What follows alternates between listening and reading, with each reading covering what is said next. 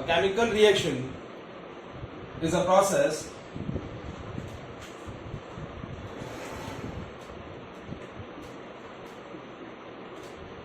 through which reactants converts into products. So that process is called a chemical reaction. Now what is a reactant? Reactant are those chemical substances which participate in the chemical reaction, in the chemical change.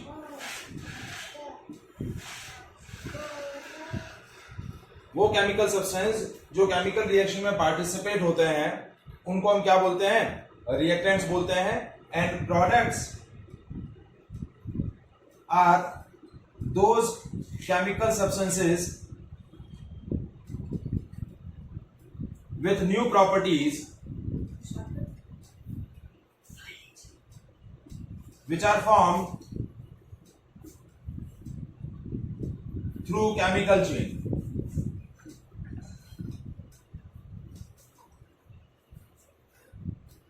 So those chemical substances are called products.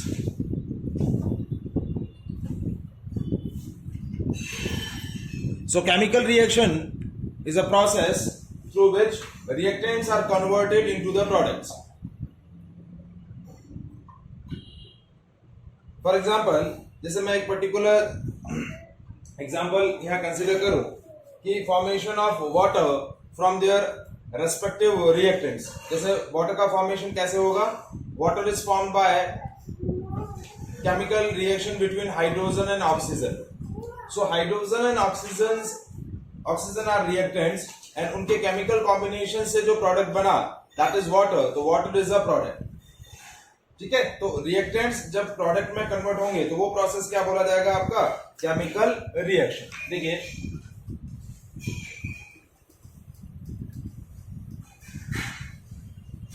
जैसे formation of water from their respective reactants, hydrogen and oxygen react with each other and form the water. So that is a chemical reaction. Whenever a chemical reaction is to be occur, मैं बोल ही रहा हूं ना बेटा, मैं यही कह रहा हूं आपको कि आवाज मेरा आ रहा है, आप बोल रहे हैं कि हाँ क्लियर आ रहा है.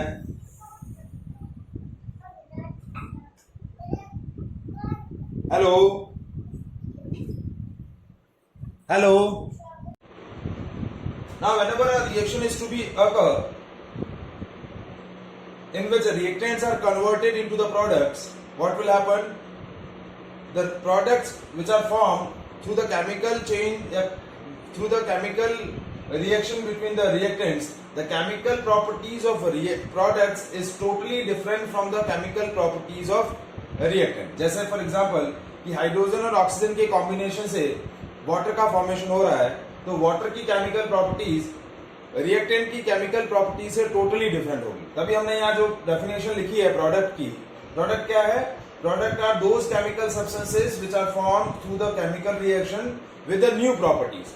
उनकी जो फिजिकल और केमिकल प्रॉपर्टीज होंगी वो रिएक्टेंट से टोटली डिफरेंट होगी.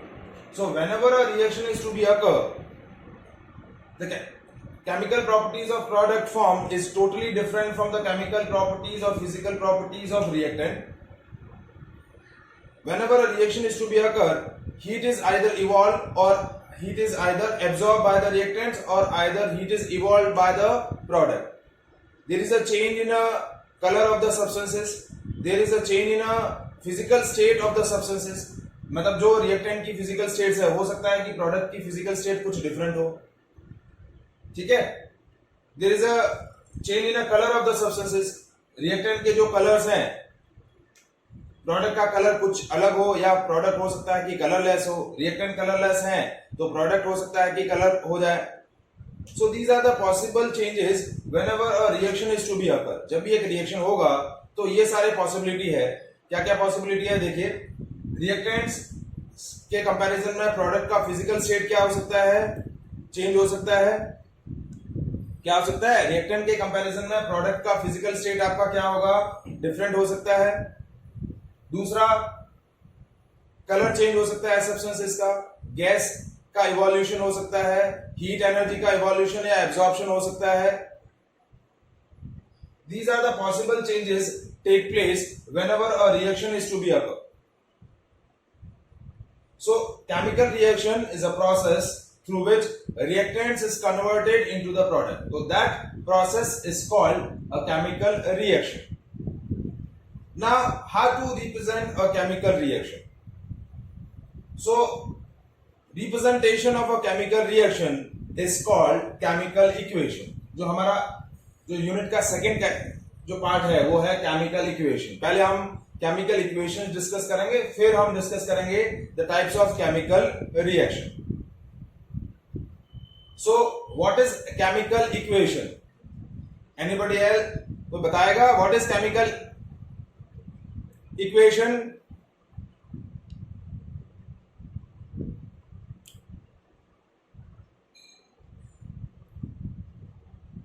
That chemical equation is a representation of chemical reaction.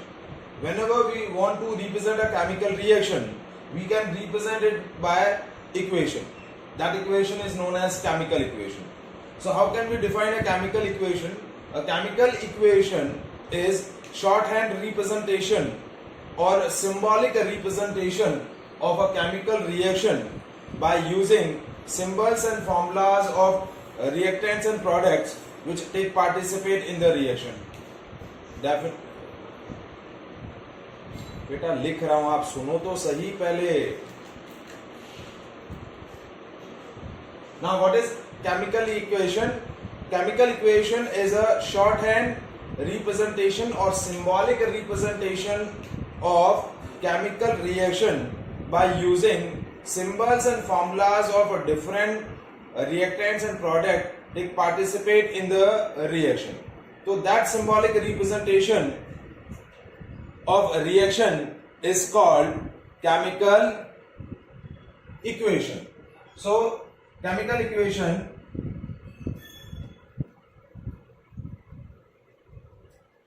is a shorthand representation of chemical shorthand representation or symbolic representation of chemical reaction using symbols and formulas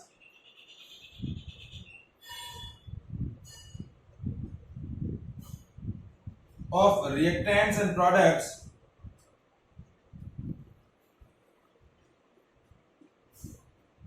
which are present in the reaction. So that shorthand representation of chemical reaction is called chemical equation. Is that clear? जैसे for example, जैसे मैंने अभी एक chemical reaction आपको represent किया, जैसे hydrogen plus oxygen gives water. Suppose that is your chemical change. तो अब इस केमिकल चेंज को हमें सिंबॉलिकली रिप्रेजेंट करना है. मींस रिएक्टेंट्स और प्रोडक्ट्स के फॉर्मूलाज और सिंबल्स यूज करके आपको एक सिंबॉलिक रिप्रेजेंटेशन करना है रिएक्शन को. तो हाइड्रोजन का फॉर्मूला क्या होगा? हाइड्रोजन इज अ मॉलिक्यूल, तो इसको रिप्रेजेंट करेंगे H2 से. ऑक्सीजन, हाइड्रोजन का बेटा H2 रहेगा, ऑक्सीजन का क्या रहेगा? O2. Hydrogen and oxygen are reactant, तो देखिए ये रिएक्टेंट हो गए और वाटर का फॉर्मूला होगा H2O. तो that is a symbolic representation of a chemical reaction and that is called chemical equation. तो ये आपकी जो symbolic representation hui, that symbolic representation is called chemical equation.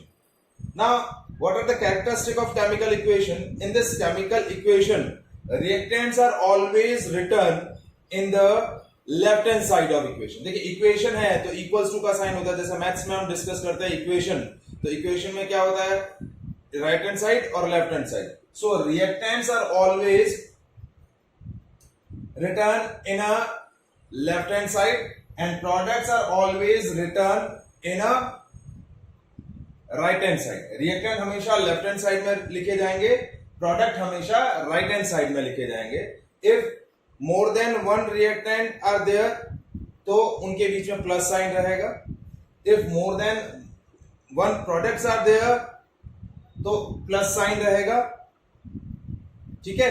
And to represent the change, हम change को किससे represent करेंगे, arrow के form में. देखिए ये रिएक्टेंट से प्रोडक्ट बन रहा है तो ये जो चेंज होगा that change can be represent in the form of arrow. किसके फॉर्म में रिप्रेजेंट होगा, एरो के फॉर्म में. तो ये जो एरो है ये आपको क्या रिप्रेजेंट कर रहा है, चेंज को रिप्रेजेंट कर रहा है, केमिकल चेंज को क्या कर रहा है, रिप्रेजेंट कर रहा है. So symbolic representation of chemical reaction is called chemical equation. Is it clear?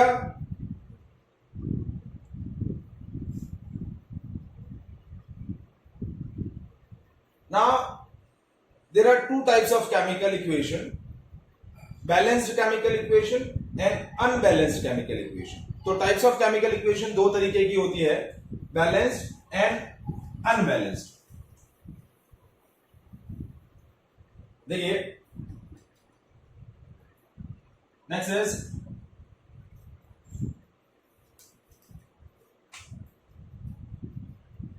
types of chemical equation.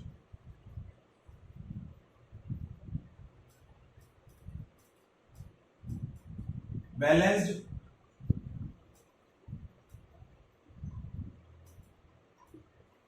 chemical equation and one second beta, unbalanced chemical equation.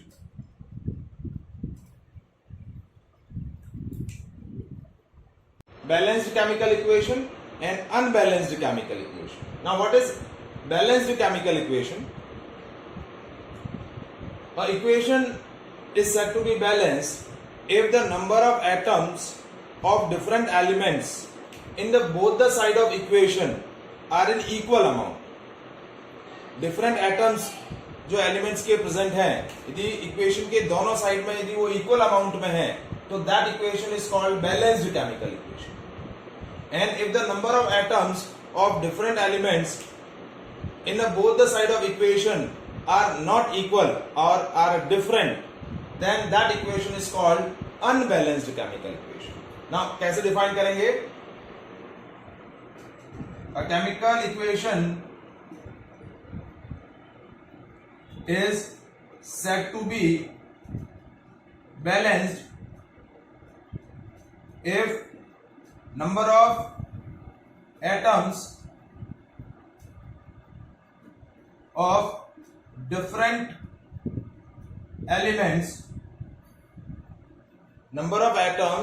of different elements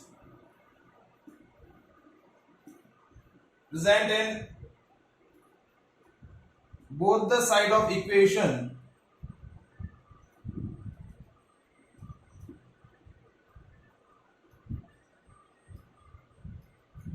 are in equal amount.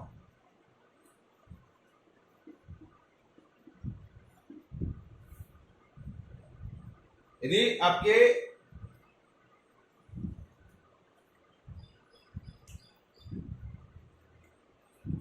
a chemical equation is said to be balanced if the number of atoms of different elements present in the both the side of equation are equal in amount. यदि दोनों side आपके different atoms जो हैं वो same number में हैं तो वो इक्वेशन क्या होगी? Balanced equation. और यदि वो अनइक्वल अमाउंट में है तो वो क्या होगी? Unbalanced. How can we define unbalanced chemical equation? A chemical equation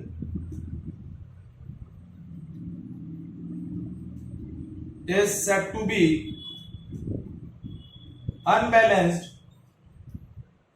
if number of atoms of different elements are in different amount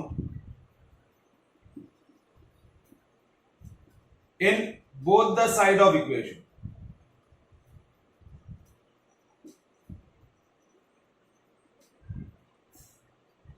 equation की दोनों साइड में जो नंबर ऑफ एटम्स हैं वो क्या हैं? डिफरेंट है, तो वो क्या होगी? अनबैलेंस्ड। जैसे देखिए, जो मैंने एग्जांपल आपको अभी डिस्कस किया था, formation of water from hydrogen and oxygen. तो देखिए, उसी एग्जांपल को हम वापस लेते हैं। जैसे हाइड्रोजन का सिंबल है H2, ऑक्सीजन का सिंबल है O2 and it will form H2O। तो देखिए, राइट हैंड साइड में, sorry left hand side of equation जब हम ऑब्जर्व करते हैं, hydrogen atoms are 2। Left right hand side में हम चेक करते हैं, hydrogen atoms are 2, but when we observe the number of atoms of oxygen element, तो लेफ्ट हैंड साइड में 2 हैं लेकिन राइट हैंड साइड में 1 ही है।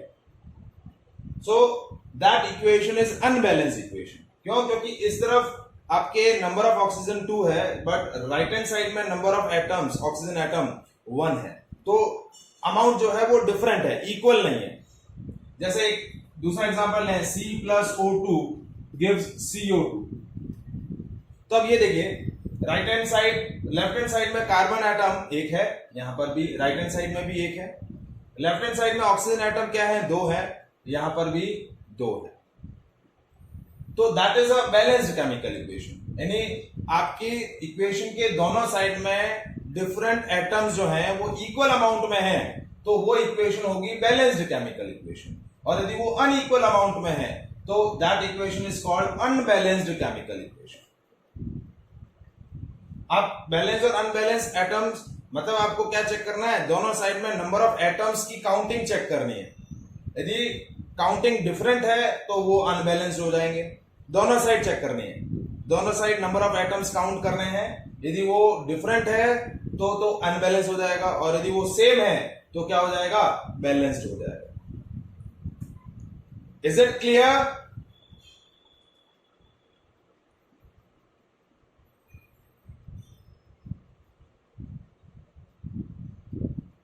विधि समझ में आया?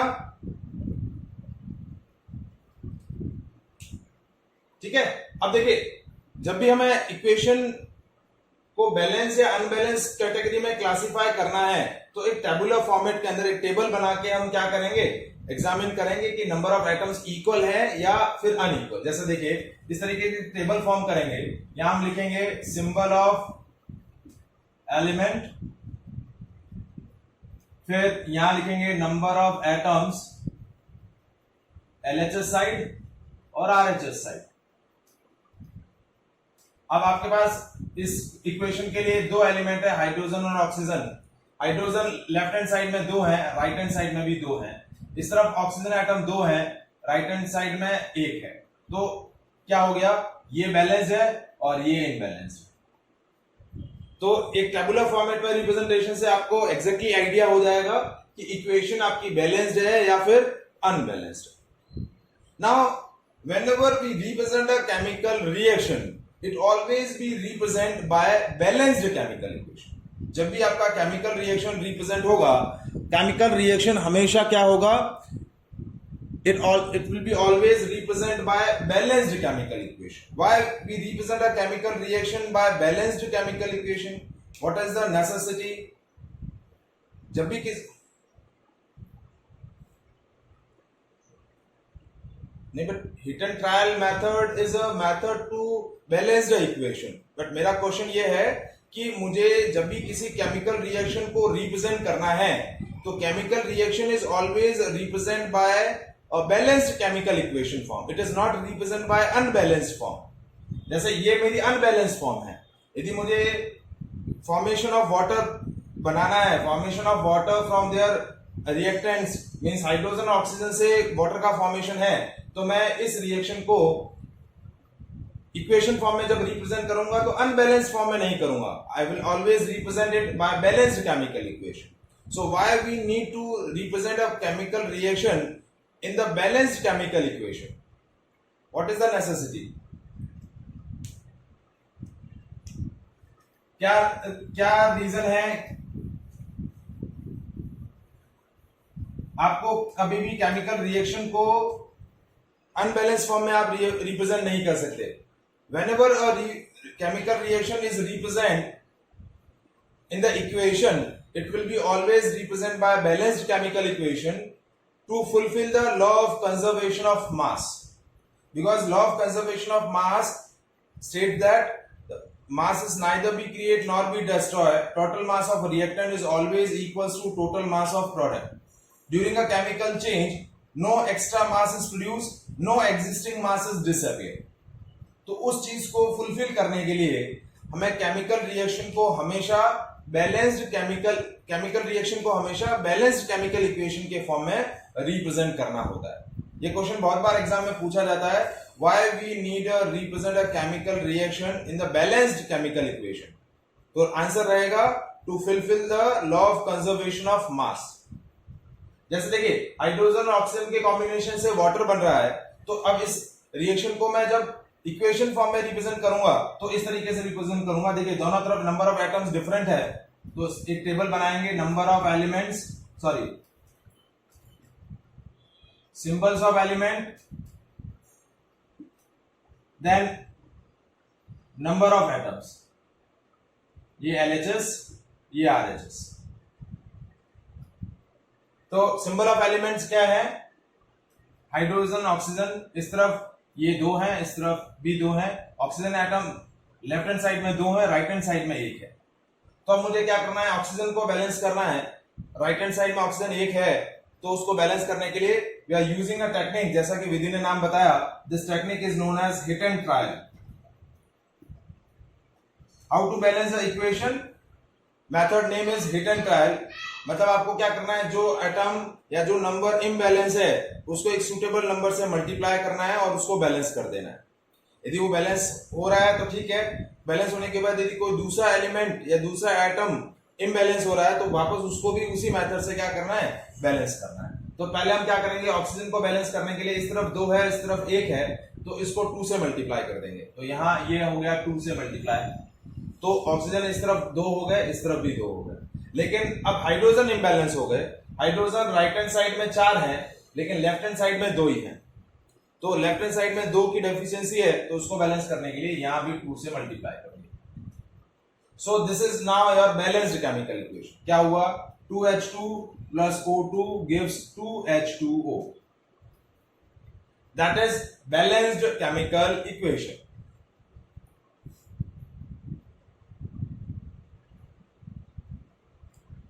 And this technique is named as hit and trial technique. क्या बोलते हैं इस टेक्निक को? Hit and trial technique. So whenever we represent a chemical reaction, it will be always represented by balanced chemical equation form. कैसे represent होगा? It will be always represented by balanced chemical equation form. Is it clear?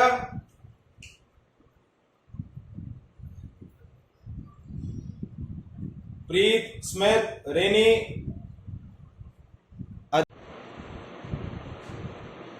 How to balance a chemical equation? Balancing of chemical reaction. So, balancing of chemical reaction हम जब discuss कर रहे हैं तो उसमें 2 variety of questions basically पूछे जाते हैं। पहली जो वैरायटी रहती है उसमें क्या होता है, आपको इक्वेशन जो है वो इक्वेशन सिंबॉलिक फॉर्म में गिवन है। फर्स्ट जो वैरायटी है वो क्या है? Equation is given in the symbolic form, यानी इस तरीके से आपको एक सिंबॉलिक फॉर्म में इक्वेशन दिया हुआ है। You just count the number of atoms on both the side of equation. ठीक है, चेक करिए कि कौन से एटम्स बैलेंस है, कौन से इम्बैलेंस है, और फिर उसको बैलेंस कर दीजिए। ये आपका सबसे सिंपलेस्ट टाइप है to balance the chemical equation. मतलब आपको इक्वेशन पहले से दे रखी है और उसको आपको सिंपली बैलेंस करना है। नाउ सेकंड वैरायटी जो रहती है, आपको उस मेनली एग्जाम में जो है वो सेकंड वैरायटी पूछी जाती है। मींस आपको रिएक्शन जो है या chemical change is given in a wordings, words में दे रखा है chemical change. First you will form the chemical equation, first you will form the chemical equation and then it balance it. तो पहले आपको इक्वेशन बनानी है, फिर उसको बैलेंस करना है। तो सेकंड वैरायटी जो है वो जनरली एग्जाम में पूछी जाती है। मतलब आपको इक्वेशन जो है वो दे नहीं रखी होती है, उसको आपको वर्डिंग्स में दे रखा होता है केमिकल चेंज। पहले उसकी इक्वेशन बनानी होती है और फिर उसको बैलेंस करना होता है। लेकिन आज हम फर्स्ट सेशन है हमारा, तो हम आज फर्स्ट टाइप डिस्कस करेंगे जिसमें आपको केमिकल इक्वेशन ऑलरेडी दे रखा है बैलेंस फॉर्म में, सॉरी इम्बैलेंस फॉर्म में इक्वेशन दे रखी है। यू जस्ट बैलेंस इट, आपको सिंपली उसको क्या करना है, बैलेंस करना है। And the technique is name as hit and trial method. क्या बोलते हैं इस मेथड को? Hit and trial method. Type second जो है वो नेक्स्ट सेशन में हम डिस्कस करेंगे। तो balancing of chemical equation and the method name is hit and trial method. जैसे क्वेश्चन है Fe plus H2O gives Fe3O4 plus H2. This is your chemical reaction, chemical equation, और इसको हम बोलेंगे अनबैलेंस्ड केमिकल इक्वेशन या फिर skeleton equation. क्या बोलते हैं इसको? Skeleton equation. SKELETON, skeleton equation.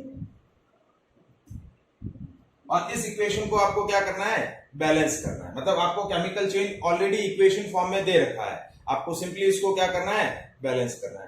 Call disconnect हो जाए तो एक बार कनेक्ट होइएगा, 5-7 मिनट में 2-3 एग्जांपल में डिस्कस कर लेता हूं, ठीक है।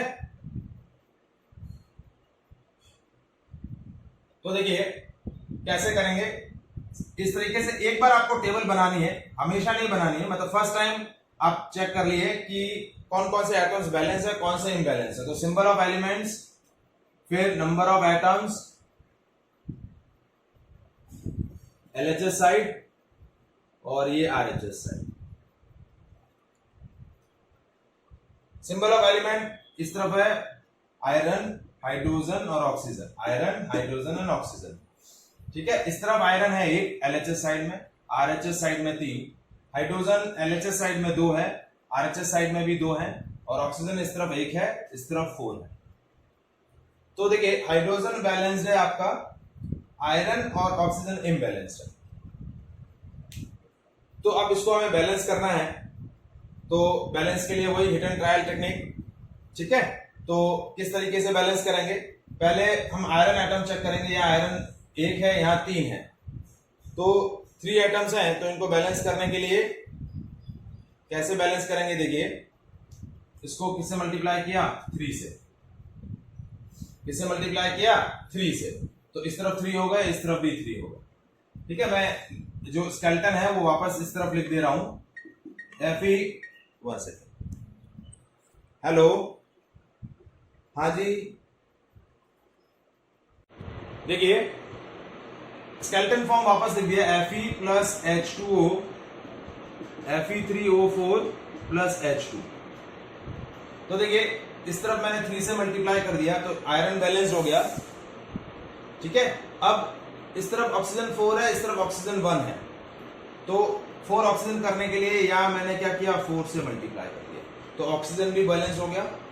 अब हाइड्रोजन इस तरफ 8 हो गए, इस तरफ 2 ही है, तो 6 ऑक्सीजन एटम मुझे और चाहिए, तो मैंने यहां क्या कर दिया, इस हाइड्रोजन को क्या कर दिया, 4 से मल्टीप्लाई कर दिया। तो ये हो गया 4 2 8, ये भी 8, ऑक्सीजन 4, आयरन 3। अब आप जब इस इक्वेशन को ऑब्जर्व करेंगे तो दोनों साइड जो नंबर ऑफ एटम्स हैं, number of atoms on both the side of equation are equal. तो that equation is called balanced chemical equation. Is it clear? हाँ जी बोलो, हाँ क्या करें? देखिए मैंने क्या किया, इनबैलेंस जो इक्वेशन थी उस इनबैलेंस इक्वेशन में पहले एक टेबल बनाया। उस टेबल में मैंने क्या चेक किया, नंबर ऑफ एटम्स दोनों साइड चेक किए कि कौन कौन से एटम इनबैलेंस थे, वो चेक किए। मैंने चेक किया आयरन इस तरफ 1 है, इस तरफ 3 है, हाइड्रोजन दोनों तरफ 2-2 है, और ऑक्सीजन इस तरफ LHS साइड में 1 है और RHS साइड में 4 है। तो मैंने चेक कर लिया कि मेरा आयरन एटम और ऑक्सीजन एटम बैलेंस नहीं है। तो अब बैलेंस करने के लिए क्या किया, सबसे पहले मैंने आयरन को बैलेंस करने के लिए, यहां आयरन 3 है और यहां आयरन 1 है, तो आयरन 3 एटम्स करना है, तो मैंने आयरन को किससे मल्टीप्लाई कर दिया, 3 से मल्टीप्लाई कर दिया। किससे मल्टीप्लाई कर दिया, 3 से मल्टीप्लाई कर दिया। जैसे आयरन 3 से मल्टीप्लाई होगा,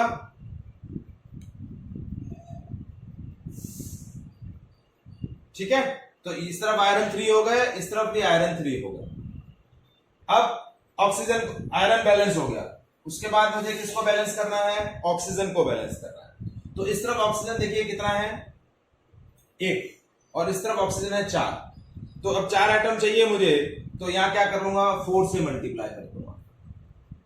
किससे मल्टीप्लाई कर दूंगा, 4 से।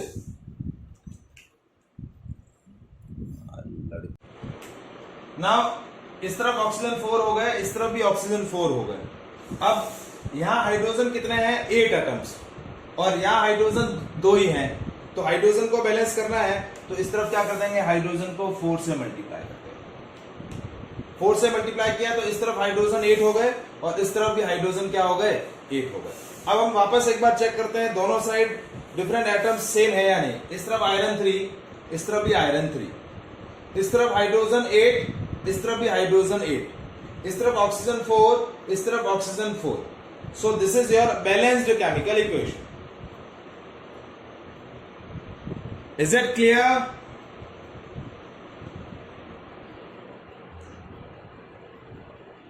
विधि समझ में आया?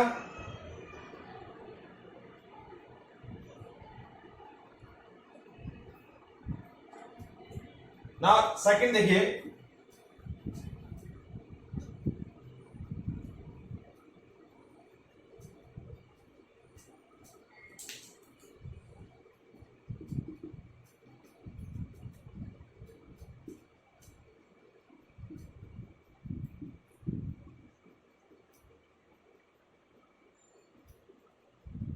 Carbon plus CH4 plus O2 gives CO2 plus H2O. This is your skeleton equation. ठीक है, अब देखिए हमारे पास जो डिफरेंट एटम्स हैं वो कौन कौन से हैं, carbon, hydrogen and oxygen. These are the three different atoms or these are the three different atoms of the different elements.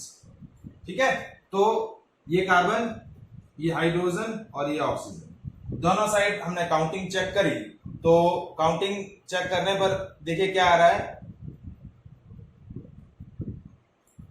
Carbon इस तरफ 1 है और इस तरफ भी 1 है। इस तरफ हाइड्रोजन देखिए 4, इस तरफ 2,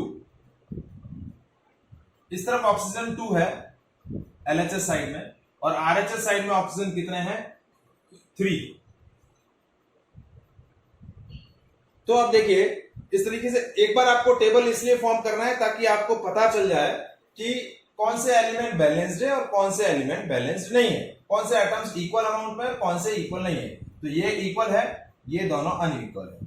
तो हाइड्रोजन को बैलेंस करना है, फिर ऑक्सीजन को बैलेंस करना है। तो मैंने स्केलेटन इक्वेशन वापस से एज इट इज लिख दी।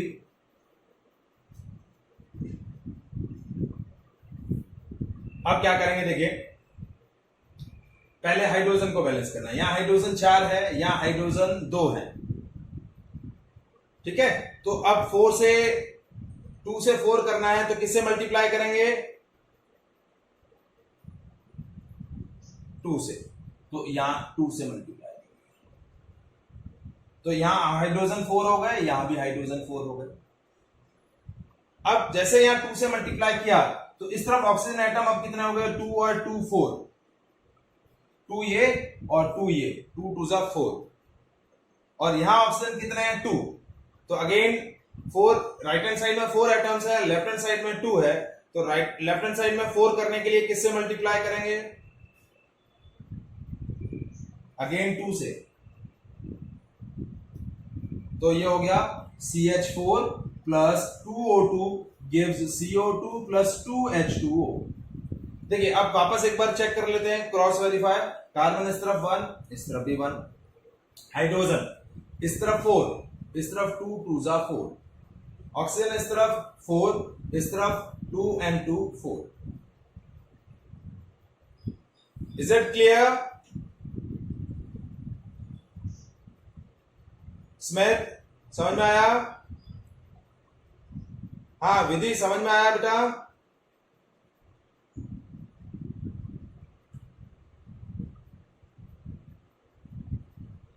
प्रीत समझ में आया आपको?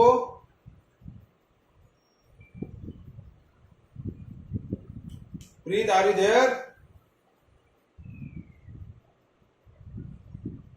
अब देखिए नेक्स्ट स्केलेटल इक्वेशन, देखिए दो और इक्वेशन हम डिस्कस करेंगे, बस ज्यादा नहीं। जैसे नेक्स्ट इक्वेशन है N2 plus H2 gives NH3, तो N2 plus H2 gives NH3, तो आपके इस दो एलिमेंट है नाइट्रोजन और हाइड्रोजन। LHS साइड में देखिए नाइट्रोजन 2, RHS साइड में नाइट्रोजन 1। LHS साइड में हाइड्रोजन 2 और RHS साइड में हाइड्रोजन 3। इस तरीके से एक सिंबॉलिक फॉर्म बना लिया आपने। अब देखिए दोनों एटम्स इम्बैलेंस है, ये भी इम्बैलेंस है और ये भी इम्बैलेंस है, तो बैलेंस करने के लिए N2 plus H2 gives NH3। देखिए ये है नाइट्रोजन, ये हाइड्रोजन, और this is called ammonia. When nitrogen gas react with hydrogen gas form ammonia, तो NH3 is the formula of ammonia. ठीक है, तो अब पहले नाइट्रोजन को बैलेंस करना है। नाइट्रोजन इस तरफ 2 है, इस तरफ 1 है, तो 2 बनाने के लिए किससे मल्टीप्लाई करेंगे, 2 से, तो इस तरफ 2 से मल्टीप्लाई कर दिया, तो नाइट्रोजन इस तरफ 2 हो गया, इस तरफ 2 हो गया। अब देखिए हाइड्रोजन हो गया 2 3 जा 6, और इस तरफ हाइड्रोजन है 2, तो हाइड्रोजन 6 बनाने हैं, 2 से 6 बनाने हैं, तो किससे मल्टीप्लाई करना पड़ेगा, 2 से 6 बनाना है तो 3 से मल्टीप्लाई करना पड़ेगा, तो ये हो जाएगा N2 plus 3H2 gives twice of NH3। तो ये हो गया nitrogen react with the hydrogen form ammonia. तो देखिए अब वापस चेक कर लेते हैं, नाइट्रोजन इस तरफ 2 है, इस तरफ भी 2 है, हाइड्रोजन इस तरफ 6 है, इस तरफ भी 6 है।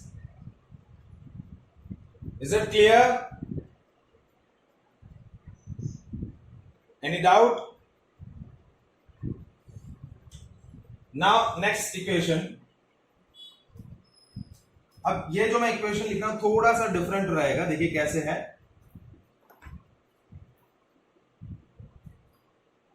When zinc is react with the copper sulfate, it will form zinc sulfate plus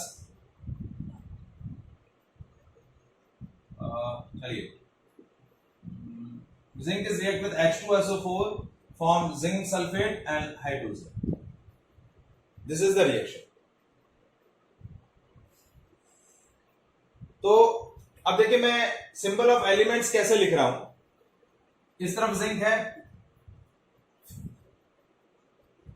हाँ ये बैलेंस्ड ही है, लेकिन अब इसको कैसे लिख रहा हूं वो देखिए, जिंक, हाइड्रोजन, और ये जो SO4 है इसको मैंने S और O अलग अलग नहीं लिखा, SO4 पूरा यूज कर लिया।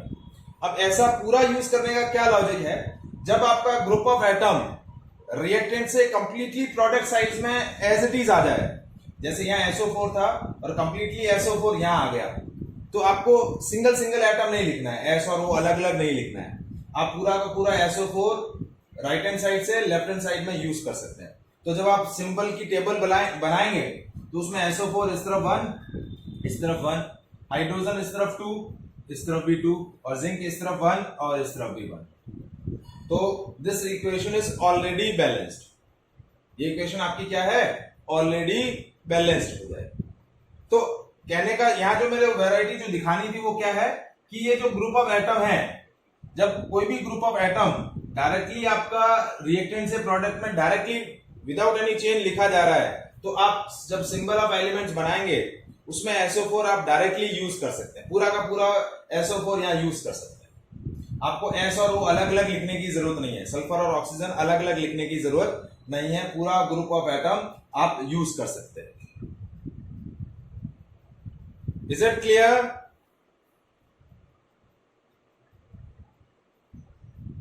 Any doubt? सो ये हमने first variety of balancing of equation पढ़ा, जिसके अंदर हमारे पास इक्वेशन दे रखा है और इक्वेशन को सिंबॉलिक फॉर्म में ऑलरेडी दे रखा है, हमें सिंपली बैलेंस करना है। ये हमारा सिंपल टाइप है। सेकेंड टाइप जो हम नेक्स्ट, आपको केमिकल चेंज वर्ड में दे रखा होगा और पहले आपको इक्वेशन बनानी हो। नेक्स्ट सेशन मंडे से, ठीक है। तो जिंक जैसे चेन दिया हुआ है, zinc is react with the sulphuric acid and form zinc sulphate and hydrogen, ये आपको वर्ड्स में दे रखा होगा। तो पहले आपको इक्वेशन बनानी होगी, फिर उसको बैलेंस करना होगा। तो इसके लिए आपका एक बेसिक इंफॉर्मेशन जो आपको चाहिएगा वो है how to write a chemical formula. Substances के फॉर्मूला आपको क्लियर होने चाहिए कि जिंक सल्फेट का फॉर्मूला ZnSO4 होता है, सल्फ्यूरिक एसिड का फॉर्मूला H2SO4 होता है। ये फॉर्मूला आपको लिखने आने चाहिए। How to write a chemical formula जो 9th में हमने डिस्कस किया था, तो वो आपको नेक्स्ट क्लास में करेंगे। लेकिन आज मैं एक असाइनमेंट आपको सेंड करूंगा, 9th स्टैंडर्ड का बेसिस है, how to write a chemical formula. उसमें मैं कुछ केमिकल सब्सटेंस के नेम दूंगा, वो आपको उसके फॉर्मूलाज प्रैक्टिस करने हैं, ताकि आपका एक रिवाइज हो जाए कि कैसे केमिकल फॉर्मूलाज लिखे जाते हैं। क्योंकि जो सेकंड टाइप है उसमें फॉर्मूला यदि आप प्रॉपरली नहीं लिख रहे हैं तो बैलेंसिंग आपकी किसी भी हालत में सही नहीं हो सकती। यदि आपने जिंक सल्फेट का फॉर्मूला ZnSO4 के बजाय कुछ और लिख दिया है तो आप कितना भी ट्राई कर लें, ये इक्वेशन बैलेंस नहीं होगा, कभी बैलेंस हो ही नहीं पाएगी। If you right the wrong formula of the chemical substance तो आपका कभी भी इक्वेशन बैलेंस नहीं होगा। तो आज मैं एक शीट भेजूंगा जिसमें बैलेंसिंग नहीं है, how to write a chemical formula, वो आपको क्या करना है, प्रैक्टिस करना है। Is it clear?